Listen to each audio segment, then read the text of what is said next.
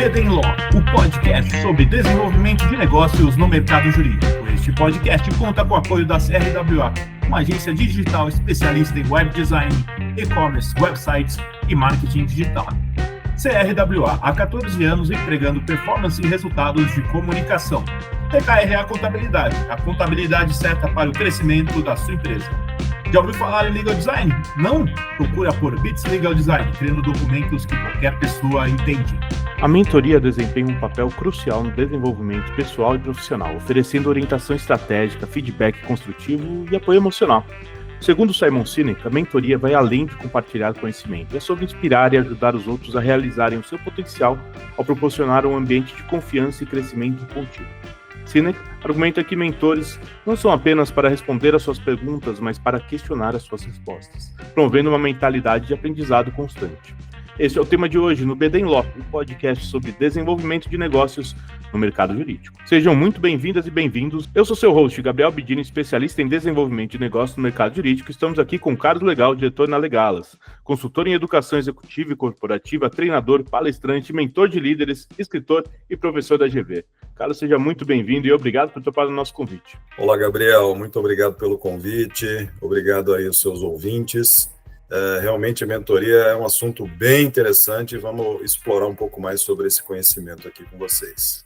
Combinado. E, Carlos, já conta um pouquinho da gente, da sua trajetória, como você chegou nessa área e como que você chegou na Legalas, por favor. Bom, Gabriel, eu sou um profissional oriundo da área de recursos humanos.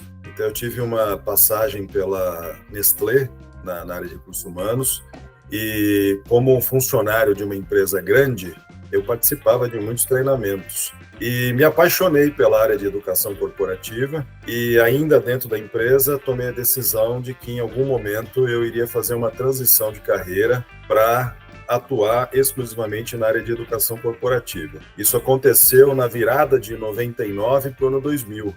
Então, há 24 anos atrás que eu tomei essa decisão e saí da companhia para empreender na área de educação corporativa e consultoria. Então, de lá para cá, eu fui me aprimorando, desenvolvendo habilidades para oferecer serviços na área de liderança. Naquela época, a mentoria e o coaching não eram assuntos tão populares, né, quanto é hoje. Sim. Então, eram assuntos que estávamos iniciando ainda essa discussão.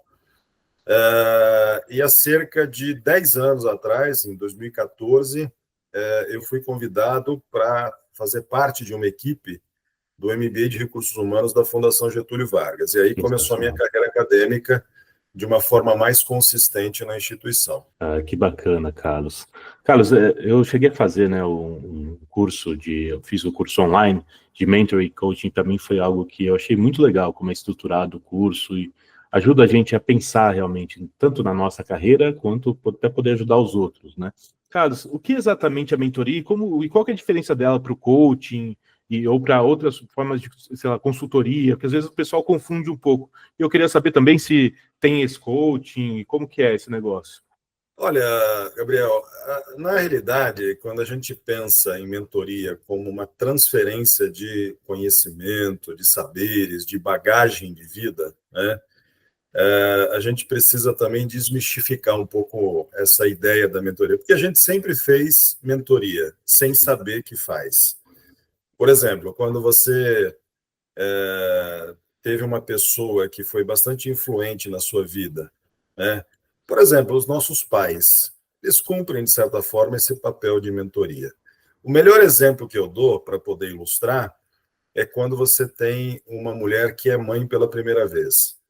Então, essa mãe de primeira viagem, ela tem baixíssimo nível de experiência, né, uma série de inseguranças em relação a como cuidar de um bebê, e ela vai se servir do apoio de quem? Das mães da família, né, das avós, das tias, das primas, das irmãs, que já são mães. Então, veja que esse é um processo que faz parte da dinâmica humana, em que você tem a transferência de um conhecimento, a transferência de um saber, né?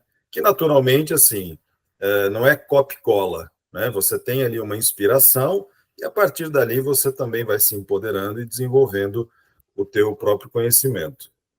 E na mentoria tradicional, o que acontece? De alguns anos para cá, a mentoria caiu no gosto das empresas, e há um reconhecimento do valor por esta relação.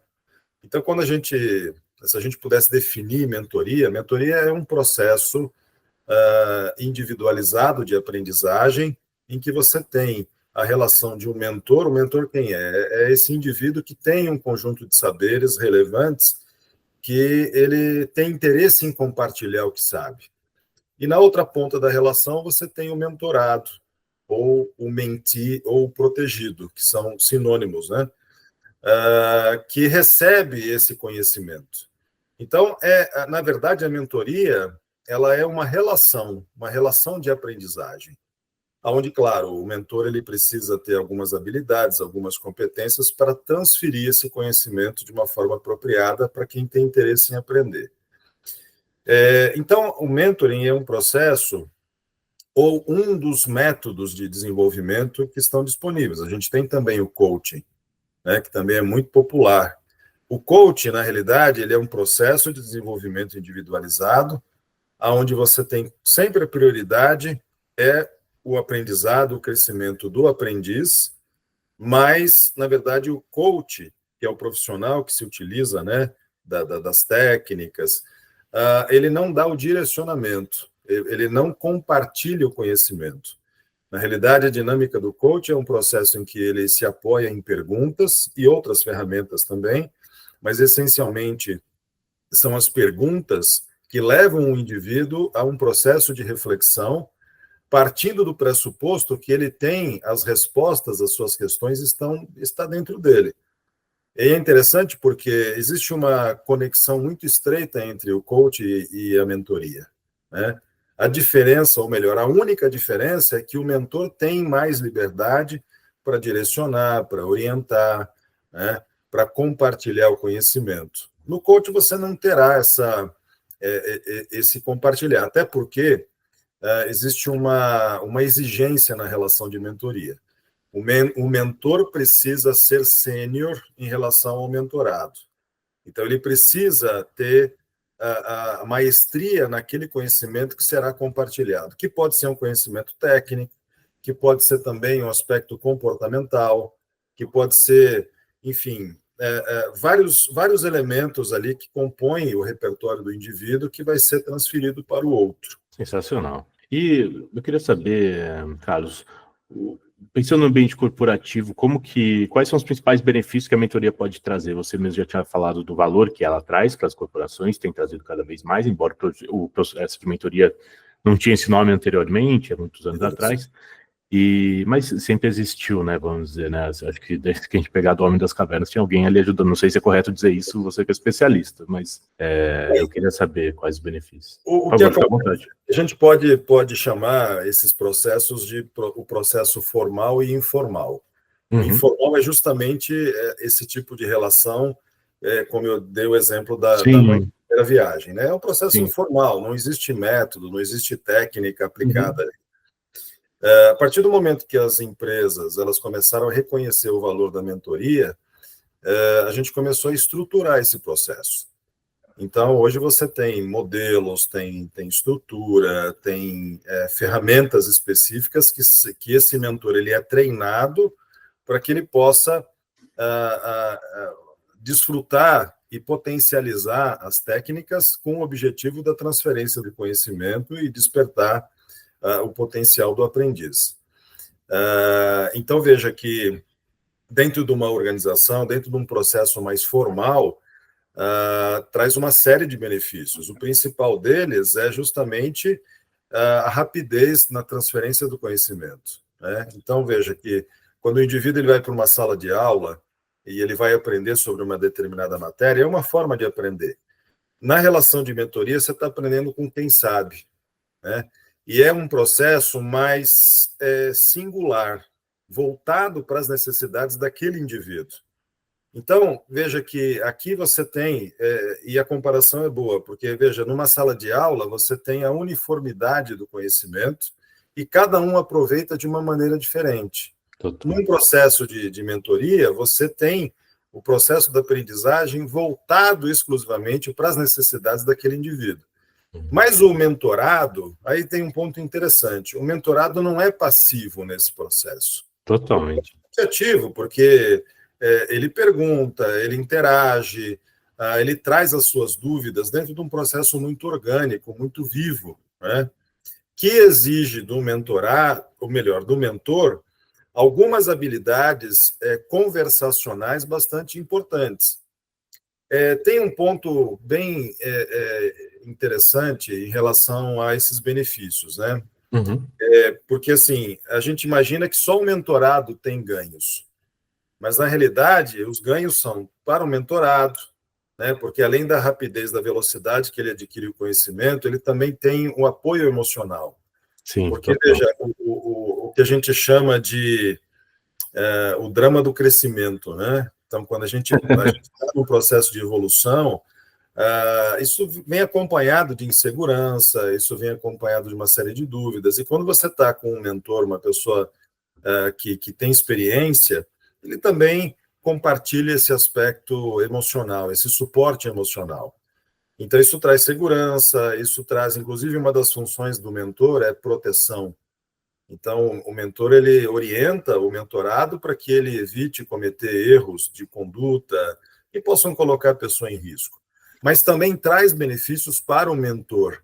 O mentor, por exemplo, em algum momento, esse mentorado ele vai evoluir dentro da companhia, né? E ele ganha como benefício o reconhecimento. Existe uma troca bastante intensa. E também a organização tem ganhos. O que a gente observa, que é mais assim evidente, é a economia de recurso. Porque normalmente o mentor ele não é remunerado por isso, né? É um trabalho voluntário, é um trabalho que faz parte da rotina hoje de um executivo que se prepara para exercer esta função de mentor. Muito bacana, Carlos. E é legal isso, porque eu acho que, para mim, eu acho um trabalho muito bonito, sinceramente, porque você vê pelo menos, né, o que o pessoal conta aqui, você vê o desenvolvimento da pessoa, né? Tipo, você vê ela ali começando com as inseguranças, não sabendo o que fazer, e é um trabalho que, embora o mentor vá lá dando muitas respostas pela experiência que já tem, mas também ele pode auxiliar ele a entender qual que é o propósito dentro da organização ou para a vida mesmo, né, profissional, vamos dizer, né? E então eu acho que quando você contar isso é muito legal. Tem algum caso que você pode contar para gente não precisa citar nomes, obviamente, da empresa, mas algum caso que te marcou assim, que falou, putz, valeu a pena o trabalho que eu realizei e ali você viu que, putz, vale a pena o processo e tudo mais? Na realidade, assim, os meus casos profissionais, eles são bastante centrados numa competência específica. O que eu faço? Eu faço mentoria para lideranças. Que legal. Então, por exemplo, você tem um líder que tem a necessidade de desenvolver uma competência. Então, o que me traz a senioridade? O fato de eu já ter passado por determinadas funções de liderança, o fato de eu ser professor, então ter o domínio de determinados conhecimentos que numa relação de mentoria a gente transfere. Então, o mentor, ele tem a atribuição de treinar, de orientar, de passar metodologias, de ensinar ferramentas. Esse é um papel de mentor. Então, dentro deste escopo, né, de habilidades de liderança, eu tenho feito isso. Então, o que é interessante, o que eu percebo, que normalmente o líder, quando ele é promovido à posição de liderança, especialmente dentro do primeiro nível, ele não tem muita experiência, né? Porque ainda, apesar que isso já mudou bastante, mas em algumas organizações, os critérios para colocar uma pessoa numa posição de liderança é porque em algum momento essa pessoa se destacou tecnicamente, né? Mas quando ele assume o papel de liderança, ele precisa de outras habilidades que a gente chama de soft skills, ou habilidades humanas, né? Que é comunicação, saber dar feedback, delegar, ele precisa ter resiliência, ele precisa ter criatividade, ele precisa saber gerenciar conflitos, e muitas vezes ele vai para essa posição sem muito preparo nessas skills. E aí, naturalmente, vai enfrentar dificuldades. Então, neste momento, muitas vezes as pessoas nos contactam para pedir ajuda, né? E aí a gente transfere esse conhecimento, troca ideias, o indivíduo traz as suas situações, e aí o mentor também tem essa possibilidade de aconselhar e trazer determinadas reflexões ali para que o indivíduo, e é uma coisa importante, ele não crie dependência do mentor, mas que ele desenvolva a sua própria autonomia, ele desenvolva a sua própria força, tá?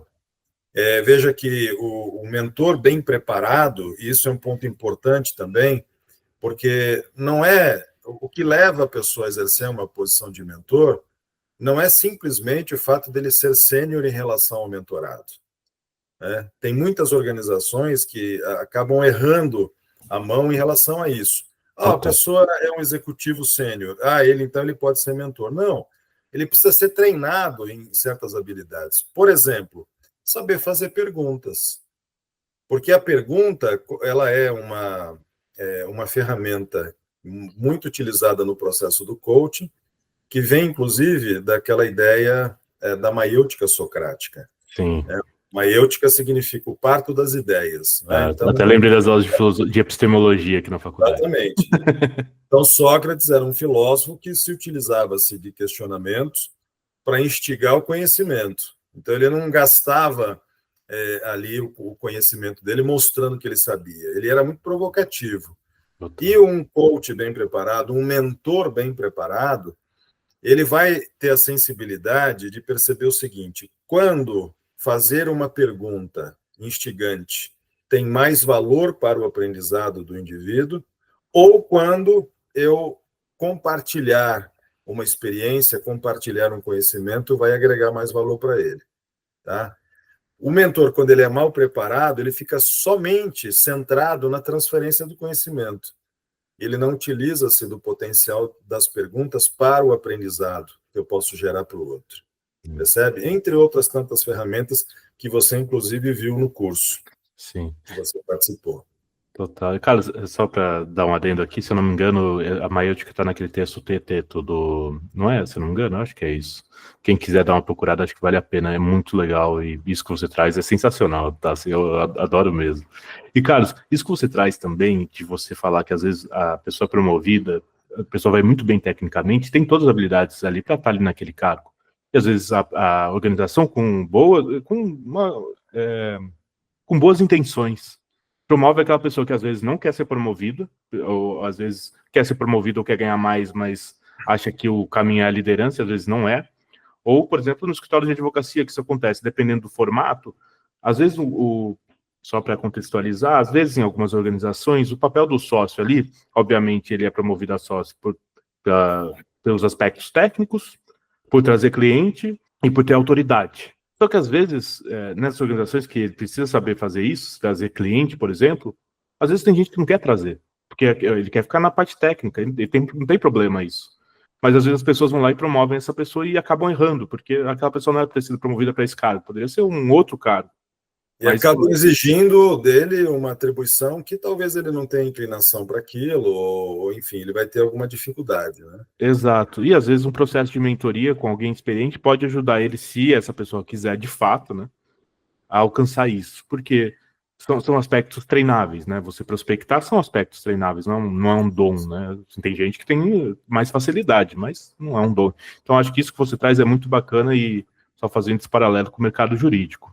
E eu queria saber, para quem tem dúvida, se pudesse dar uma passadinha bem superficial, assim, para a pessoa entender, como que é o processo de mentoria? A gente sempre fica conversando lá, é só isso, pronto, acabou?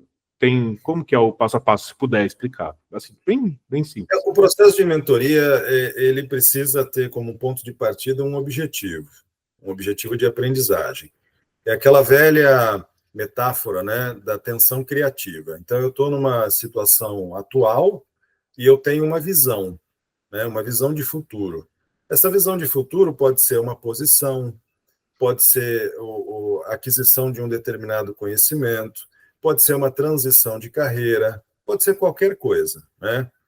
Veja que se eu soubesse de forma autônoma como chegar nesta visão, neste objetivo que tem significado para mim, eu não precisaria de ninguém para me apoiar. Agora, para chegar neste objetivo, a gente tem que entender que o caminho é bastante tortuoso.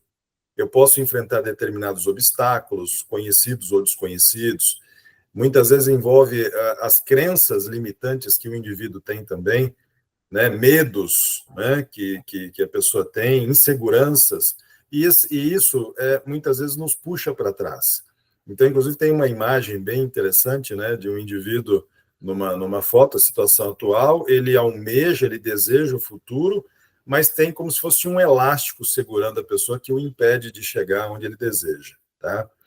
Então, quando você tem esta situação, né, de inseguranças, de medos, de muitas vezes não saber construir o caminho, se faz, então, necessário a figura de um mentor, que vai ajudar a pessoa nessa transição, vai ajudar a pessoa na construção deste plano, deste objetivo que tem sentido para ela, né? Então, a gente normalmente tem como um elemento central o estabelecimento ou o clareamento deste objetivo, o que o indivíduo ele deseja, né? E aí a gente vai estabelecendo as sessões. Normalmente a mentoria, isso é um ponto importante para distinguir do processo de coaching, a mentoria ela pode durar de 6 meses a até 1 ano, 2 anos. Eu já vi, por exemplo, relatos de pessoas que estão numa relação de mentoria por 5 anos. Por exemplo, pessoas de ordens religiosas, né? Que você estabelece uma relação bastante longa. Mas, normalmente, no corporativo, isso dura de 6 meses a 1 ano, até 2 anos, tá? Já percebi isso. E essas reuniões, elas acontecem a cada 15 dias, pode acontecer a cada mês, pode acontecer, por exemplo, se as pessoas elas estão distantes uma da outra, né? Marca-se ali um encontro uma vez ao mês e a pessoa passa o dia inteiro com o mentor. Então, tem várias configurações. E aí, na realidade, quem traz a pauta é sempre o mentorado. E aí o mentor, o que é importante, a gente também procura ensinar, e as boas formações ensinam também, que o mentor ele tem basicamente 3 importantes funções, tá? Além das ferramentas de diálogo que ele precisa dominar, que é ter a escuta ativa, saber fazer perguntas, né, os questionamentos instigantes, saber dar feedback, que é muito importante também. Em algum momento você precisa, eu diria assim, chamar o mentorado na chincha, sabe? Sim. Dar um toque para ele, né? Muitas vezes ali chamá-lo à responsabilidade, faz parte do processo de mentoria, né? Porque é como um pai e uma mãe, você tem a responsabilidade, o interesse pelo indivíduo, e às vezes a gente precisa ser um pouco mais firme em relação ao processo de aprendizado do indivíduo. Mas veja, além disso, quais são essas funções? A gente tem um primeiro bloco de funções que são funções instrumentais, que é naturalmente focada no trabalho, focada na carreira do indivíduo, que é a orientação, né? Então, o mentor, ele genuíno, ele estabelece ali o treinamento, ele dá dicas, ele dá orientações específicas, né? Ele também, especialmente dentro de um contexto organizacional, ele exerce uma função de proteção, aconselhamento. Às vezes, por exemplo, você pega um mentorado muito jovem, que tem uma certa ansiedade de mostrar serviço, né, de fazer as coisas e tal, e essa ansiedade pode colocar a pessoa em risco. Então, é papel do mentor também, olha, segura um pouquinho, né, vai com calma aqui, né, cuidado que isso pode, talvez, te gerar uma exposição que não será muito útil para você. Tem um outro ponto também, que é uma outra função, que é exposição e visibilidade. Veja, é a mesma relação que pai e mãe. Se você super protege o teu mentorado, ele não vai crescer.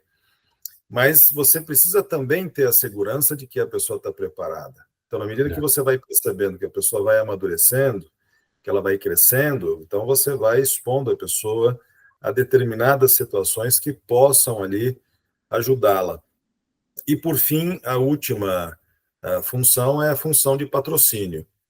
Por exemplo, dentro do ambiente corporativo, muitas vezes esse mentor, que é um executivo, que é um líder, ele tem informação privilegiada. Então, ele pode defender posições para o seu mentorado. Olha, tem uma pessoa que eu estou orientando que tem o talento, tem o perfil para esta oportunidade. E aí ele exerce essa função também de patrocínio, tá? tem um outro bloco de funções que a gente chama de funções socioemocionais ou psicossociais, que tem, na realidade, o objetivo de regular essa relação entre o mentor e o mentorado. Então, quais são elas? Né? Aceitação. O mentor ele tem que aceitar o mentorado do jeito que ele é. E aí tem uma característica importante para todo mentor. Todo mentor precisa gostar de gente. Tá? Porque se você não gostar de gente, não tiver interesse de compartilhar o que você tem, não vai exercer bem uma mentoria. Então, veja, mais uma vez, não é só o fato da pessoa ser um executivo ou ter uma posição na companhia que a habilita para ser um mentor. Precisa gostar de compartilhar com o outro, né? Então, isso envolve também a aceitação, porque hoje como a gente lida com muita diversidade em determinados ambientes, e modelos mentais diferentes, crenças diferentes, o mentor ele precisa ter muita mente aberta, sabe? Uma pessoa muito rígida vai ter dificuldade, porque ele vai lidar com ideias diferentes dele. Uhum.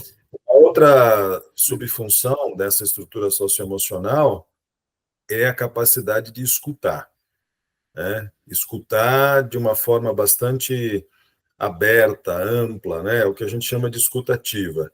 A capacidade de aconselhar, né? E aí tem um ponto interessante, porque o mentor precisa se trabalhar internamente. Assim como um líder. Você quer ser um líder melhor, quer ser um mentor melhor, seja um ser humano melhor. Porque a gente tem uma importante função, que é um terceiro bloco, que é a função modelagem. O mentor é modelo para o mentorado, né? E muitas vezes, assim, e a questão ética, a questão da reputação, da credibilidade, isso é um elemento importante também para você preservar.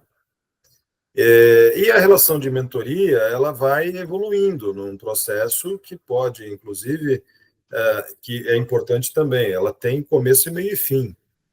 Ela precisa ter o fim. Por quê? Porque eu quero que esse mentorado ele caminhe com as próprias pernas, que ele não tenha dependência do mentor, né? E aí a pessoa ela vai estabelecer um outro tipo de relação com o mentor e o mentorado. E é interessante porque eu já tive muitos mentores na minha vida, talvez processos até involuntários, não tão formalizados e não tão organizados quanto hoje a gente consegue estruturar, que se tornaram amigos, né? Que se tornaram referências, assim, e a relação ela se transforma. Normalmente evolui para uma amizade. Sabe que, Carlos, eu sempre acho esse tema muito bonito, porque a gente está falando de desenvolvimento, de crescer realmente, né? Entender o nosso propósito e como chegar lá. E eu estava lembrando de muitos mentores também que eu tive na minha vida, a maioria informal, como você explicou lá no começo, né? Que são os mentores que a gente não fala, você é meu mentor, mas a gente vai aprendendo, né? E é muito legal isso. E, Carlos, a gente vê no mercado hoje que existem muitas pessoas que se dizem mentores e, na verdade, não têm a experiência ou, às vezes, estão... Como em qualquer mercado, tá? Não estou falando que isso é no mercado de mentoria, de coaching, mas no mercado em geral. Então, eu queria saber quais as qualidades, para quem está buscando uma mentoria para contratar, né? A gente está falando não da mentoria informal. Mentoria informal aproveita, né? E acha quem vai casar com você ali. Mas eu queria saber, para quem está buscando uma mentoria profissional, quais são características importantes de observar quando você vai contratar o seu mentor? Olha, acho que a primeira delas é a reputação. É você entender o histórico desse mentor. Que tipo de contribuição ele já fez, qual é o posicionamento dele. Então, isso é fundamental, essa credibilidade, para que você possa ter segurança, né? Acho que um segundo critério também é o mentorado, ou esse aprendiz, ele ter clareza sobre o que ele quer aprender. E quanto que esse mentor que ele está elegendo tem as skills e as habilidades e a profundidade no conhecimento que ele quer adquirir. Sensacional. Porque isso é muito importante. Veja que quando você fala, né, buscar um mentor para contratação, a gente já está partindo do pressuposto que eu vou buscar um mentor externo, né, uma pessoa externa. Hoje é um processo que ele está ainda evoluindo no Brasil, né? Você tem muito coach que presta esse serviço, mas de algum tempo para cá, esses mentores. Então, você tem que entender o seguinte, que se eu quero buscar um mentor no mercado, o que esse mentor vai agregar para mim em relação ao conhecimento? Porque, obrigatoriamente, na relação de mentoria, esse indivíduo ele tem que ser sênior em relação a mim. Então, por exemplo, no mercado jurídico, vamos supor, é um advogado que foi bem sucedido, é um advogado que lidera, por exemplo, um escritório de renome, que tem essa experiência, que eu tenho interesse em aprender com a pessoa, tá? Ou então é um especialista numa determinada área específica do direito. Em comunicação, por exemplo, se alguém quer melhorar as skills de comunicação... Comunicação, aí não necessariamente precisa ser um advogado, né? Mas vamos imaginar o seguinte, eu quero aprofundar o meu conhecimento na área tributária. Sim. Então, eu tenho que buscar uma referência na área tributária, porque eu quero que esse conhecimento, eu adquira esse conhecimento. Tá? Sim. Eu quero um outro... veja, eu me lembrei, inclusive, de um case muito bacana, que foi feito por um grande amigo, um grande formador, o Paulo Eles, no Tribunal de Justiça de Pernambuco. Que legal.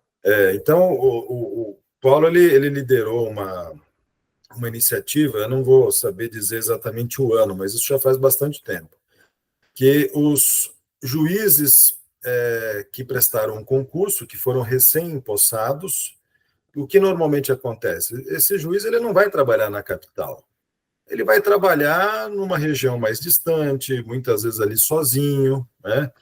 E ele se sentia muito desamparado. E aí o Tribunal de Justiça de Pernambuco implementou um programa de mentoria, colocando juízes experientes para que tivesse o acompanhamento desses juízes novatos.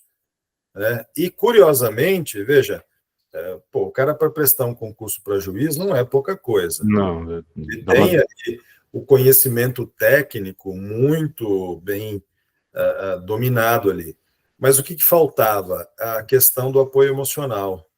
E a vivência, né? E a vivência. Então, por exemplo, às vezes você vai lidar com determinadas situações ou com determinadas decisões que vão afetar profundamente a vida de um cidadão.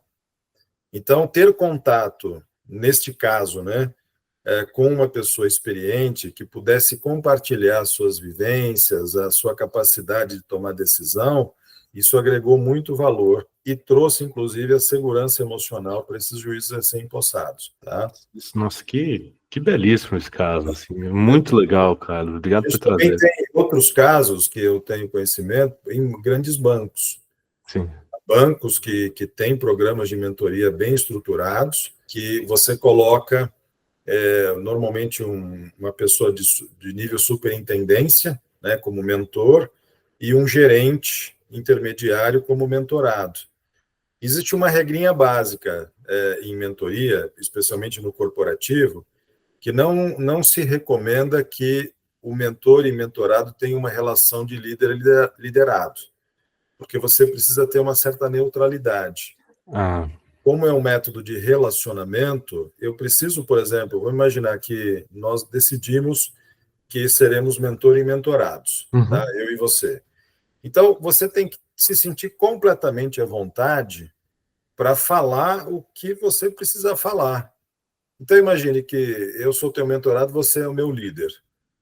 Eu vou ficar 100% à vontade de compartilhar meus dilemas, meus sonhos, minhas dificuldades com você, porque você, como meu líder, tem interesse na minha performance.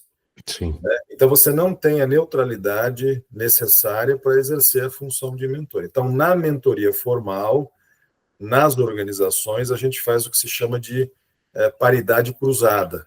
Que legal. Um mentor sempre vai ser mentor de uma pessoa de uma outra área. Por exemplo, um aprendiz, um trainee da área de vendas, ele vai ser mentorado, sei lá, pelo cara de finanças ou o cara do RH, porque ali ele tem um conhecimento relevante que ele quer adquirir para torná-lo um executivo mais preparado no futuro. Nossa, sensacional, Carlos. É legal, cara, né? Eu acho demais isso, porque eu vejo que a mentoria, né? Às vezes as pessoas têm uma ideia errada de que, nossa, vai vir o cara aqui, a gente vai ficar discutindo, sei lá, amenidades e vai ficar me enrolando. Quando, na verdade, a mentoria bem realizada vai te ajudar a economizar tempo. É que nem um bom livro, quando você lê, você faz um bom uso dele. Assim, obviamente, cada um tem a sua função ali, mas acelera. Evita você cometer os mesmos erros que aquele mentor.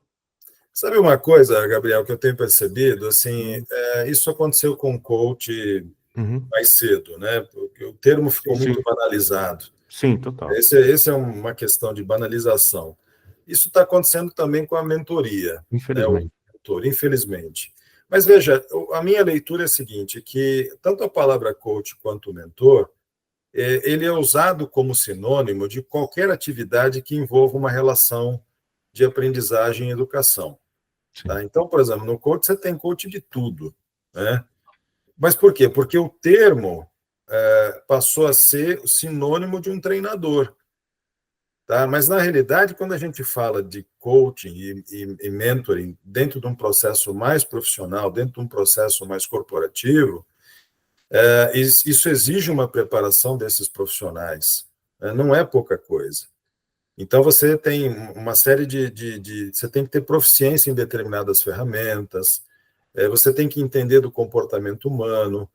Então, veja que um profissional que se dedica a exercer essas funções, ele sempre está estudando sobre o comportamento, sobre, por exemplo, neurociência, que é um saber muito recente. Como é que funciona o cérebro desse indivíduo? Por quê? Porque eu quero ajudar esse indivíduo a chegar onde ele deseja.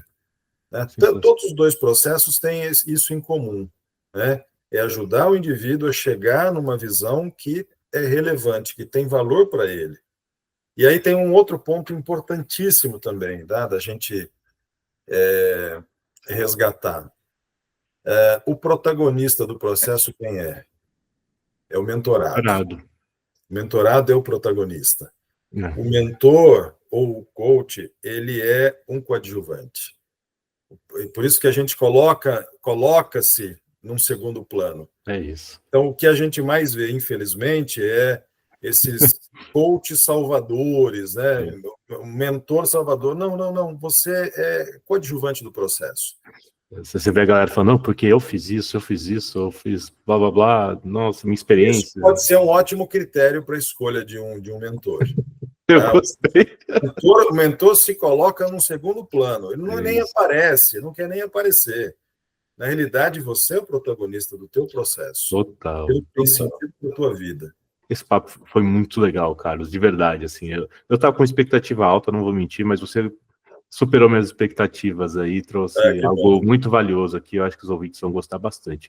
Eu queria agradecer a sua presença aqui no BD em Law, por ter compartilhado a sua experiência com a gente. Eu queria saber se você tem algum contato para deixar, se quiser uma mensagem final aí também, e indicação de livro, fica à vontade, Carlos, por favor, o espaço é seu. Legal, olha, meus contatos, o site é www.legalas.com.br, legalas, o meu e-mail é carloslegal@legalas.com.br e deixo também meu WhatsApp, que é o 11 99209 3462. Fiquem à vontade em manter contato. Também lá no meu LinkedIn eu costumo ser bastante ativo, tem bastante material lá para leitura, inclusive alguns artigos sobre mentoria, sobre coach também. E é isso. Agradeço aí o seu convite, gostei bastante de estar aqui com vocês. Obrigado, Carlos. Pessoal, a gente vai ficando por aqui. Não deixe de nos seguir nas redes sociais. Estamos no Instagram, no @BDinLaw, no meu LinkedIn, Gabriel Bidini, onde vocês vão encontrar conteúdo sobre desenvolvimento de negócios e mercado jurídico. Este é o BD em Law, o podcast sobre desenvolvimento de negócios no mercado jurídico. Nos vemos no próximo episódio e até lá. BD em Law, o podcast sobre desenvolvimento de negócios no mercado jurídico. Este podcast conta com o apoio da CRWA, uma agência digital especialista em web design, e-commerce, websites e marketing digital. CRWA, há 14 anos entregando performance e resultados de comunicação. TKRA Contabilidade, a contabilidade certa para o crescimento da sua empresa. Já ouviu falar em Legal Design? Não? Procura por Bits Legal Design, criando documentos que qualquer pessoa entende.